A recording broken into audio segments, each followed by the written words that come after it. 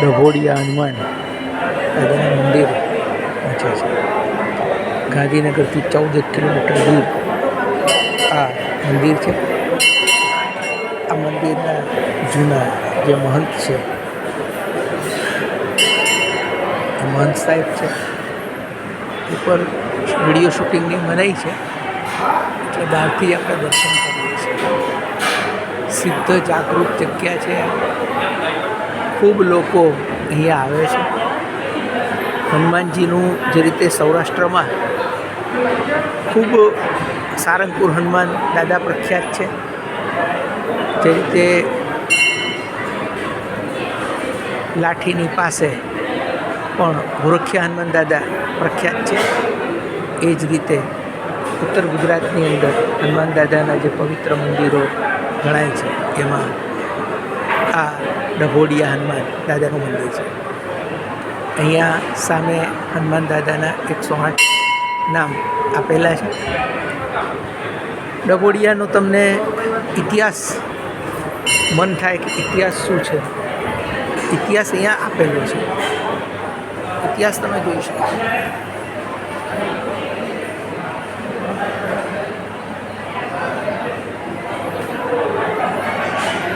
ખૂબ જાગૃત જગ્યા છે, ખૂબ પવિત્ર જગ્યા છે. સિદ્ધ કરેલા કાળા દોરા અહીંયા મળતા હોય છે. ભાઈઓ બહેનોની અલગ અલગ લાઈન, સુંદર વ્યવસ્થા છે. સુખડીનો પ્રસાદ અહીંયા ધરાવવામાં આવે છે. આજે શનિવાર તારીખ 5/10/2024 સુખડીનો પ્રસાદ દાદાને ધરાવવામાં આવે છે અને એ પ્રસાદ તમે ઘરે લઈ જઈ શકો છો, એમાં કોઈ પ્રશ્ન નથી. સુંદર પવિત્ર જગ્યા, પવિત્ર ધામ અને દાદાના દર્શનનો લાભ વિડીયો દ્વારા મેં તમને કહ્યું કે તમે લઈ શકો છો. ખાસ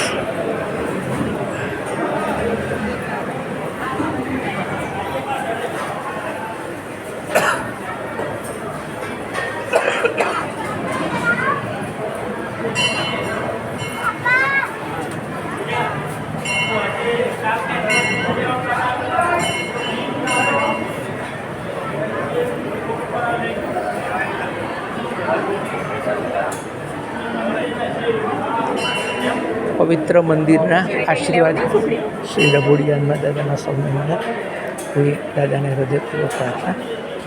આપ સૌ પણ ભવિષ્યમાં જ્યારે દાદાનો હુકમ થાય ત્યારે અહીંયા દર્શન કરવા માટે આવી શકશો અને લાઈવ દાદાના દર્શન કરી શકો. અહીંયા ફોટો ખેંચવાની મનાઈ છે, સ્પષ્ટ નથી, એટલે ખોટું આપણે એવું કરવું નથી.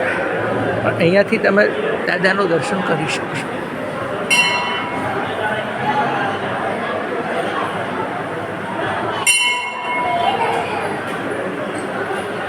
બોલો શ્રી જય શ્રી રામ, જય હનુમાન.